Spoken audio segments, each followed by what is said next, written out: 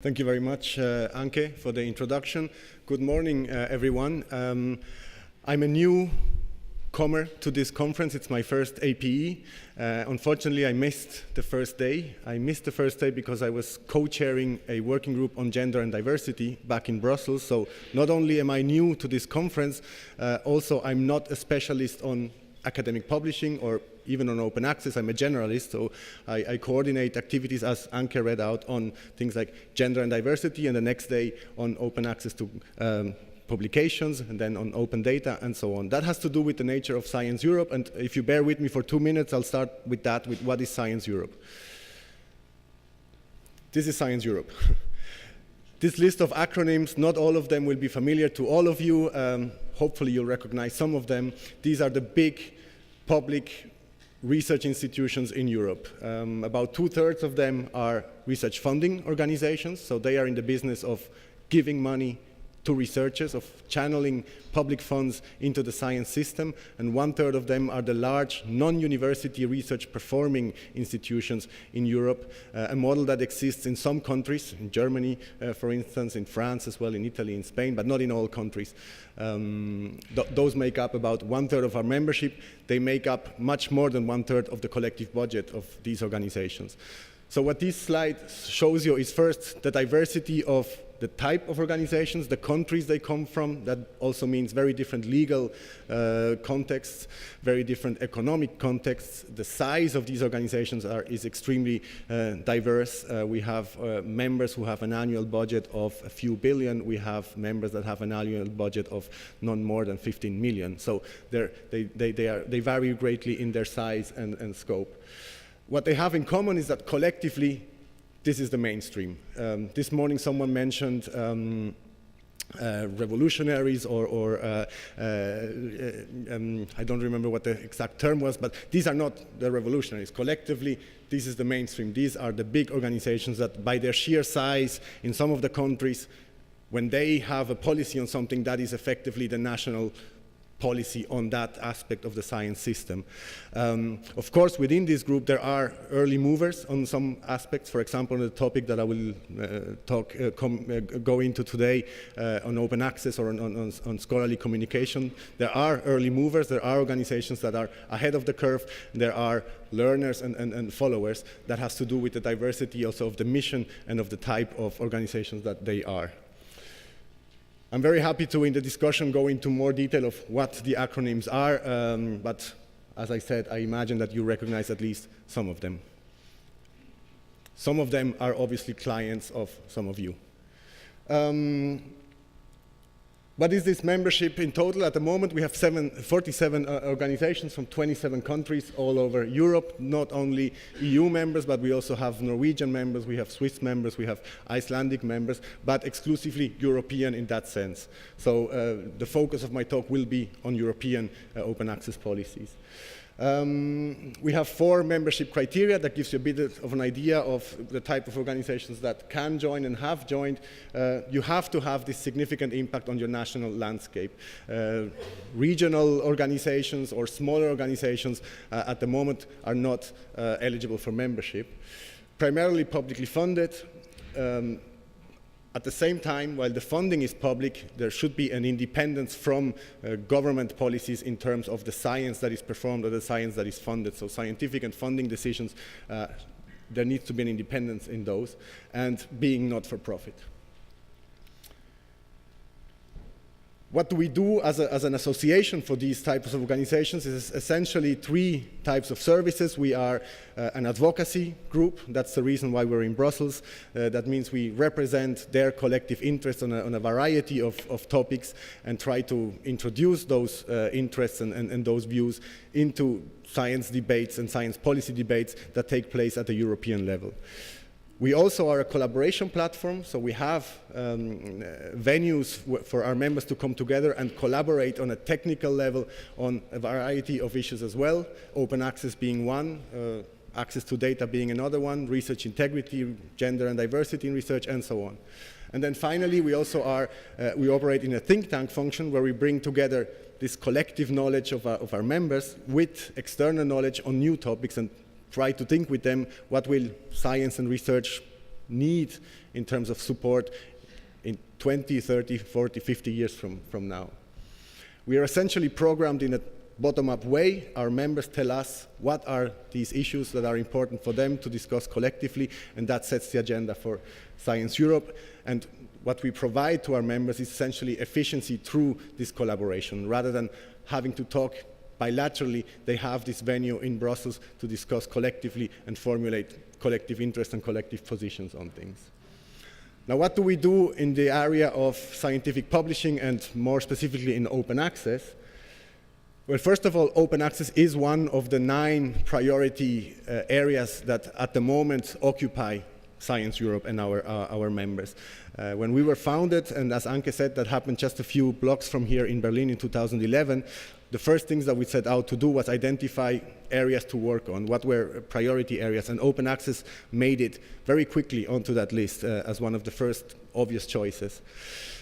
We also have a working group dedicated to this topic at expert level, an expert working group, which was actually set up before Science Europe even existed. This was a working group operating under the Eurohorks, and I don't know if that ugly acronym is familiar to any of you, but that was the predecessor to Science Europe. It basically means the European Heads of Research Councils. That was a slightly more informal association preceding Science Europe.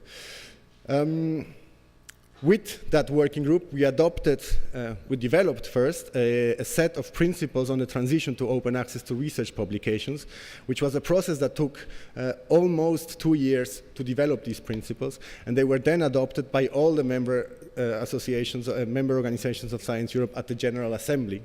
So there was strong buy-in from the governance level of the member organizations.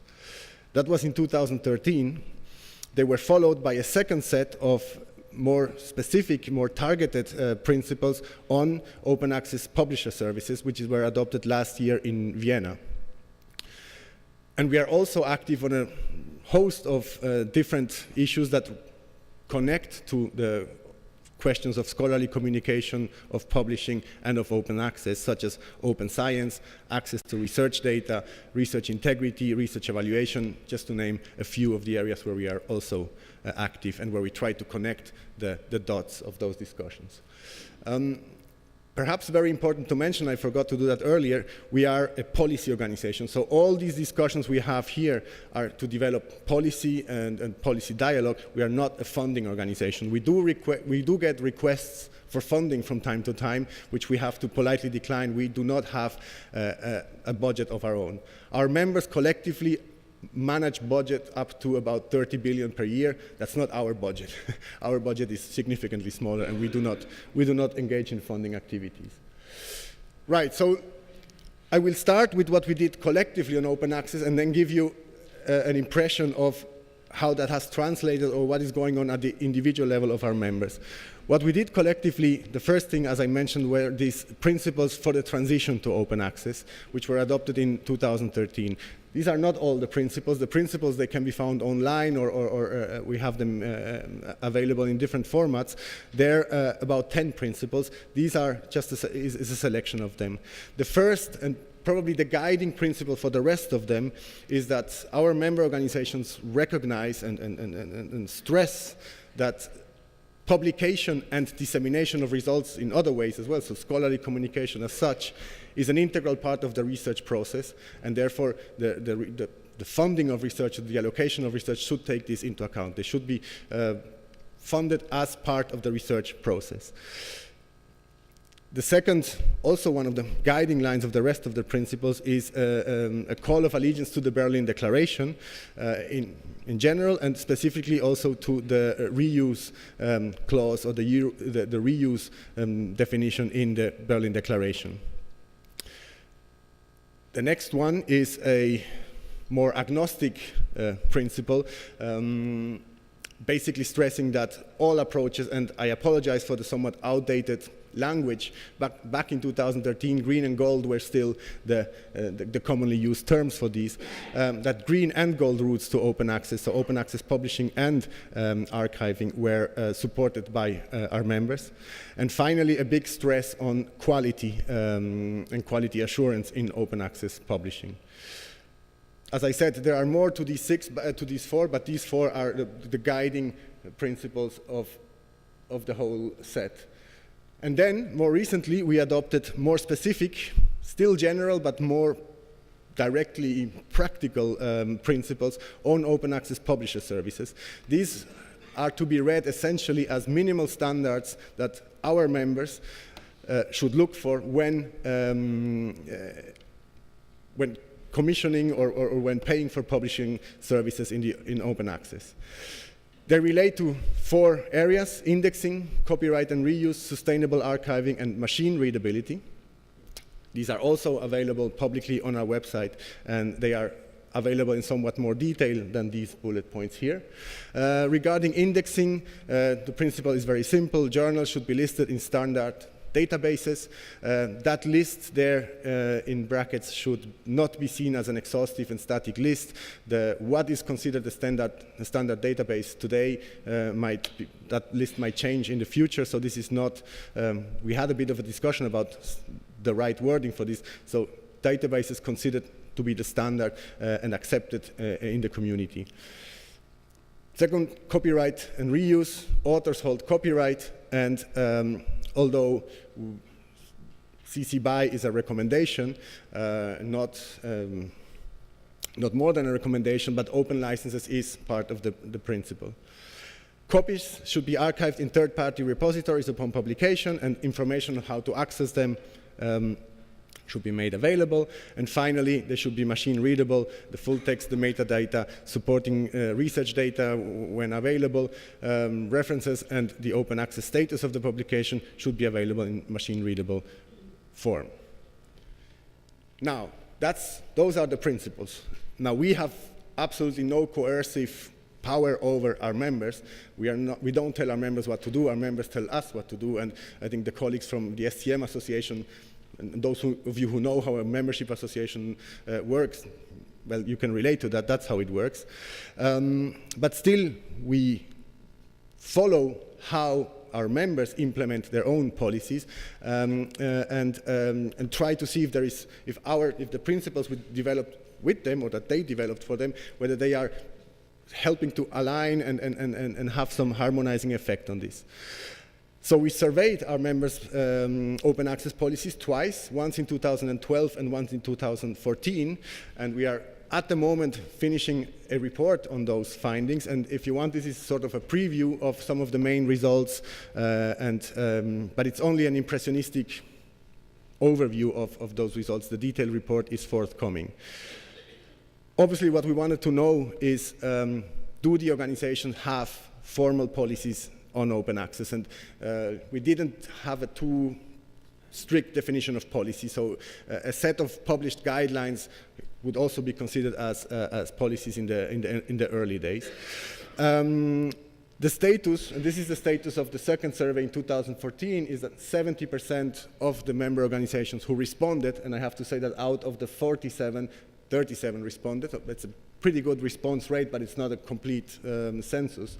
70% declared to have an open access policy, and 18% were planning to have one. That was early 2014, so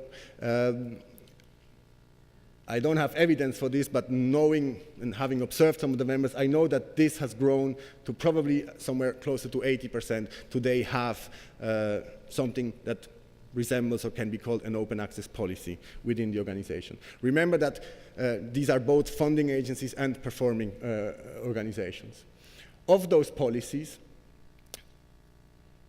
how many include a gold provision, so basically provisions to cover charges and fees related to open access publishing? 50% do that. 15% were planning to have provisions that cover for gold open access back in 2014, and 26% didn't have any. On the other hand, 35% had included a green and archiving and depositing in repositories as part of the policy. And finally, related to those who have a policy to cover costs, back in 2013, only a quarter had actual formal institutionalized processes in place to cover for the APCs. A majority of those who answered no there are presumably, and this is one of the things we need to look into the data when producing the report, are funding agencies who simply make APCs an eligible cost of grants, but do not have a formalized process or a dedicated fund set aside to cover APCs. Now, this number, the trend here is also that this is declining. More and more organizations are putting in place processes to cover APCs. This also has to do with the fact that these are relatively young policies and policies that have changed over recent time. Of the census we did, the first organization to report a policy reported that that policy dated back to 2000. Then there were a few ones around the time of the Berlin and Budapest declarations, which probably inspired this very active period here of launching policies between 2006 and 2010.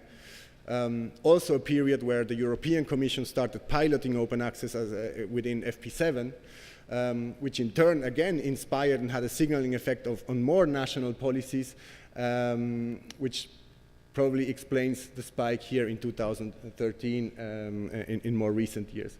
Now, more than half of these policies here have already been revised in some way. Now, at this moment, I cannot tell you to what level of detail they were revised. This might be minor additions or major shifts in policy. But the fact is that these policies are relatively young and still in the process of either being developed or being adapted. So they are a fast-moving target for this kind of survey and report going to very deep analysis. Now, some of the trends that we see, and this might be the point where this talk can be related to the next one, is in terms of incentives and compliance, which I imagine links to the question of reputation as well. We did see some trends emerging in the data. A number of organizations reported that they have established ways of linking open access and the monitoring and the compliance of open access to their own evaluation systems, either in the evaluation of individual researchers or in evaluation of institutional evaluations. Examples, these are typical examples. They may vary across organizations, but either funding agencies require at the end of a project, when the final report is submitted, to have a dedicated publication list of those publications that emerged and were published in open access from the individual project. The other one, this is more the case for performing organizations, that when recruiting or evaluating individual researchers for promotion purposes, only publications are taken into account which are deposited in the institution's repository, which tends to be an open access repository. And finally, at the institutional level, requiring institutes that belong to one of our member organizations to report on their activities with regards to to open access in annual reports or in periodic reports. What the survey also shows is that there is room for innovation in these policies. When we asked them whether they had an open access policy to publications, remember that the portion here was 70% and probably today 80%.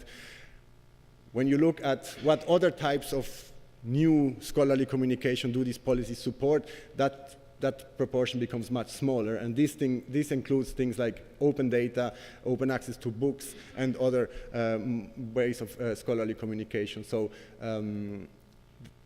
there is fewer organizations that have that at the moment. So the potential gain, the policy gain here is large. And the same when it comes to implementing new ways of measuring impact and other things, so use of new metrics, alt metrics, and so on. A huge potential here still for development of these policies. So the key findings so far of the overview of our members' policies and of looking at the implementation and the effect of the collective principles is that there is a diversity of approaches in policies in place in Europe, and that's probably, if you look at the global level, even more the case. The policies are still in a phase of being defined change, so we're probably not at the stage of, or we're probably at the beginning of a consolidation stage, but this is still an ongoing process. And as conclusions we draw as an association that tries to promote the implementation of these kind of policies, there is a value of having the common principles. They have served as an inspiration. They have been inspired by the early movers, but they in turn inspire the followers. So there is a value in developing common principles for a sector like ours.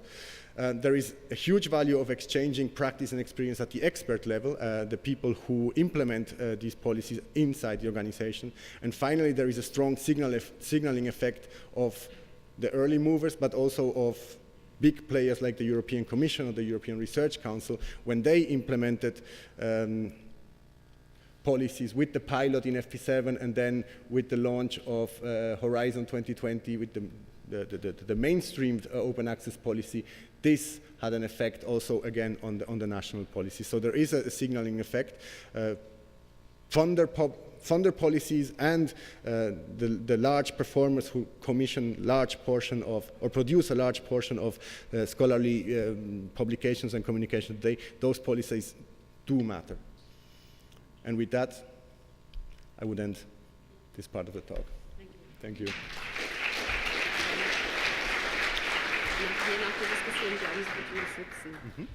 All right. So, questions. Europe is always upon us. Anthony. Thank you. Sorry, can you hear me? Yes, Anthony Watkinson, Cyber Research. Thank you very much for this very helpful description of the work of Science Europe. It really was helpful, thank you. And look at your site. And what I wanted to know was, there are a lot of people here with research backgrounds, or perhaps actual researchers, and do you have any formal or informal relationships with European bodies which represent particular disciplines? I'm thinking of the Federation of European Microbiological Societies, who's a representative of whom is here, for example. Now, are those people you consult with in any way? Yes, thank you for the question. Yes, in two ways. Indeed, as you said, informally. Formally, we don't have formal partnerships with academies or learned societies or other organizations that represent researchers directly, but informally we do. We do at the European level with the equivalent of our association for the Association of Academies, essentially ALEA, which is the All-European Academy Association, as well as EASAC, which is also a European umbrella for national associations. And we have built into the structure of Science Europe, we have an independent scientific committee made up of active researchers from all disciplines, and they interact with their peers outside. And that's the purpose of having that committee, is exactly that, to have that contact and sort of that reality check that these policies and recommendations we develop have a resonance and have a justification in the community and in the needs of the community. Now, again, these communities are as diverse as our membership. And I would say there's probably a third, and without having measured it, probably the strongest relation is through our members, and particularly the performing organizations who recruit and hire and vast numbers of active researchers directly. So through them, we also have a direct connection to researcher communities. But it is an active exercise, and one that we have to invest in to maintain this connection. There is always the risk of a disconnect between the policymakers and the communities for which they are supposed to be making the policies. So it's something we need to think about actively.